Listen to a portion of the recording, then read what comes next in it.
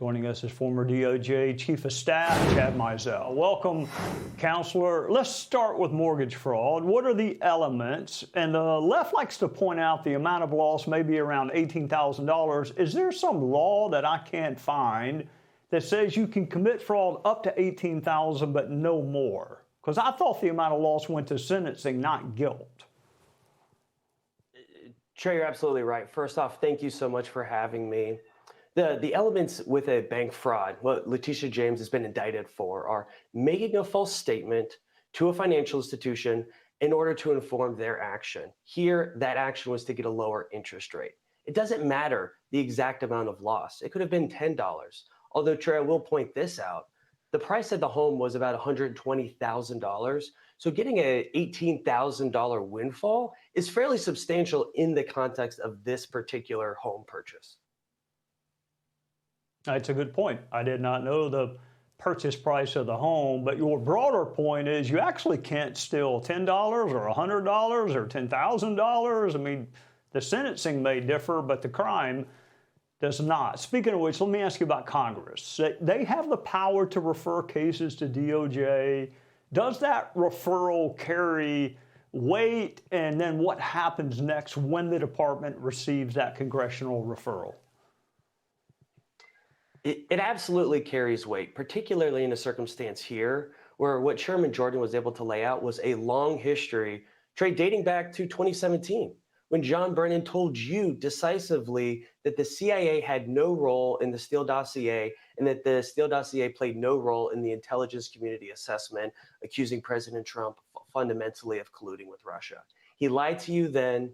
Jim Jordan brought him back in 2023. He lied to Jim Jordan, it appears. He lied to Matt Gaetz, it appears. Right, so now all of that evidence is in front of this Department of Justice, led by Pam Bondi, Todd Blanche, the deputy cash over at FBI. They are working on this around the clock. These kind of cases, Trey, as you know, are difficult to prove. Right, there is a very high intent element. Did they, knowingly and intentionally make a false statement to Congress? Here, it certainly looks like the evidence provides that, but we're going to see how DOJ responds. All right. Jack Smith says he wants to testify in public, and I need you, Chad, to refresh my recollection, because when Jack Smith compels grand jury testimony or searches people's homes or obtains their phone records, I don't think that's done in public. I think it's done in private. I mean, this is not a cocktail party where you get to RSVP. If Congress wants to depose you in private, I think they ought to be able to do so. So what's up with him demanding that it be done in public? This is just another show by Jack Smith. He has no right to demand Congress do something like this in public. Every single one of the hundreds of people he dragged in front of the grand jury, close associates of President Trump, were done in secret without the benefit of their lawyer present, being able to ask any question under the sun. And by the way, if they lied in front of that grand jury, they were going to face additional criminal charges. So the fact that he's demanding this is outrageous. I think Congress should stick to their guns. Yeah, and for our friends that are not well versed in the criminal justice system like Chad is, what he is referring to is when you appear before Congress for a deposition or transcribed interview, you can have every lawyer in D.C. with you. When you get hauled in front of the grand jury by Jack Smith, you're in there all by yourself. Your lawyer is outside, nowhere to be found. It's just you and members of the grand jury and the prosecutor. All right, before I let you go, since I'm getting free legal advice, some folks on the left like to skip over this pesky little intermediary when they allege Trump is prosecuting his enemies. Grand juries actually issue indictments, not presidents. Jim Comey, Letitia James, John Bolton, they were all charged by their fellow citizens. Not a single one of them was charged by Donald Trump. Trey, that's exactly right. Donald Trump has as much control over the grand jury as I have control over the weather. These are individuals, citizens in that particular district, chosen at random to hear evidence in a presentation. And we know for a fact that in these cases, this grand jury was not a rubber stamp.